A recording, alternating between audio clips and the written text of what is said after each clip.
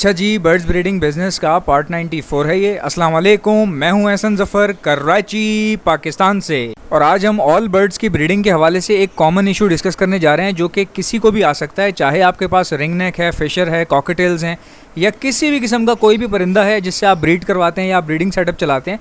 तो एक ऐसा कॉमन प्रॉब्लम है जो कि सब में आ सकता है और ये बहुत ही इंपॉर्टेंट इशू है जिसकी वजह से आपकी ब्रीडिंग में प्रॉब्लम या फ़र्क आ सकता है। इसको आज डिस्कस करना बहुत ज़रूरी है, मैं आपको पूरा एक्सप्लेन करूँगा।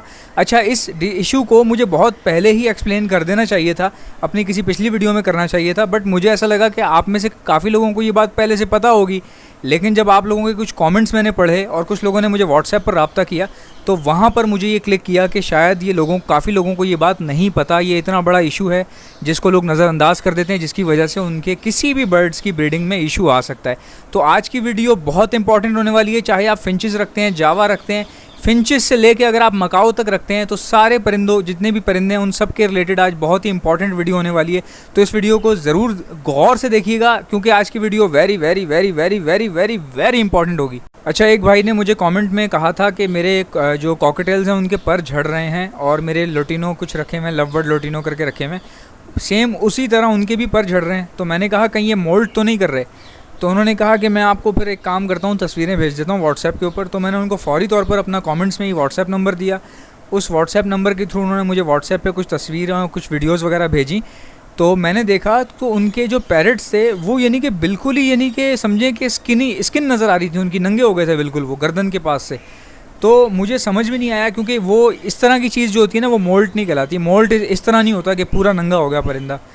मोल्टिंग में आपको पहले भी बता चुका हूँ कि इतना इस तरीके से मोल्ट नहीं होता। मोल्ट कुदरत ने बहुत ही समझें कि तरीके के साथ कुदरत मोल्ट को पैदा करती है। मोल्ट क्या होता है बेसिकली, एक पर यानी कि अगर आज 100 पर निकलें तो अगले दिन 100 और निकलेंगे, ऐसा ऐसा करके निकलते हैं और उसी समय ये आ भी रहे होते हैं थोड़े थोड़े करके, कांटे कांटे करके।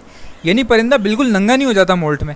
अब इन भाई के पास क्या था कि परिंदे जो है ना काफ़ी, यानी कि उनके पर वर गिर गए थे और कुछ उन्होंने मुझे तस्वीर दिखाई। और इसी तरह एक और भाई थे, उनके पास फिशर जो है ना उनका, वो गर्दन हिला रहा था बार बार ना, अपनी गर्दन झटक रहा था, यानी सर झटक रहा था अपना बार बार। तो मैंने उससे भी पिक्चर्स वगैरह ली, वीडियोस ली कि क्या बात है ऐसी। तो उसने मुझे दिखाई तो मैंने देखा कि उसके परिंदे को कोई प्रॉब्लम नहीं थी, उसकी हेल्थ भी अच्छी थी, फ्लाई व्लाई ही वॉज टोटली ओके, सब कुछ ठीक था। बट वो अपनी गर्दन में झटका दे रहा था ऐसे ना, बार बार से ऐसे झटक रहा था गर्दन को, जैसे मानो कि कोई चीज़ फंस गई हो। तो बाद में मुझे ख्याल आया, जब मैंने बहुत ज़्यादा सोचने के बाद पूरा एक दिन लिया, उसके बाद मैंने लोगों से कांटेक्ट किया, उन सब लोगों से।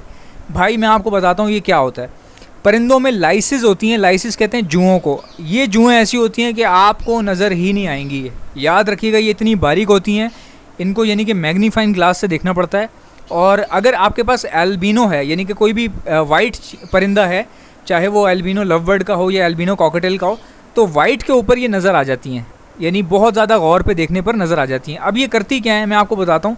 ये परिंदे के किन जगहों पे रहना पसंद करती हैं परिंदे की बॉडी के अंदर, ये परों के अंदर घुस जाती हैं, गर्दन वाली साइड पे, और जो परिंदे का जो शोल्डर होता है यानी बगलों वाली साइड पे, जहाँ से हम कॉकटेल का जेंडर चेक करते हैं ना, यानी शोल्डर के अंदर की तरफ जहाँ हम थर्मामीटर रख के अपना बुखार चेक करते हैं, वहाँ पर ये चली जाती हैं और वहाँ पर अंडे बच्चे भी दे देती हैं और खून चूसती रहती हैं, परिंदे का चूसती रहती हैं।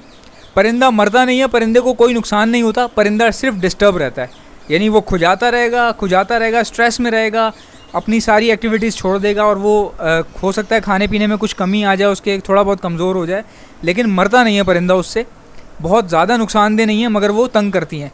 तो भाई मेरे पास तो ये बिल्कुल भी नहीं है, मेरे किसी परिंदे में नहीं है। मैं आपको बताता हूँ, अगर ये होती हैं तो हम लोग क्या करते हैं कि एक एंटी बैक्टीरियल स्प्रे आता है जो परिंदे के ऊपर हम लोग मारते हैं, ठीक है। अगर आप लाइसिस से बचना चाहते हैं या कोई भी बैक्टीरियल इन्फेक्शन, बैक्टीरिया से बचना चाहते हैं, परिंदे के अंदर पिंजरे के अंदर कोई बैक्टीरिया है या परिंदे की बॉडी में, तो इस स्प्रे को ख़ास तौर पे बनाया गया है कि आप परिंदे के ऊपर भी इसको मार सकते हैं।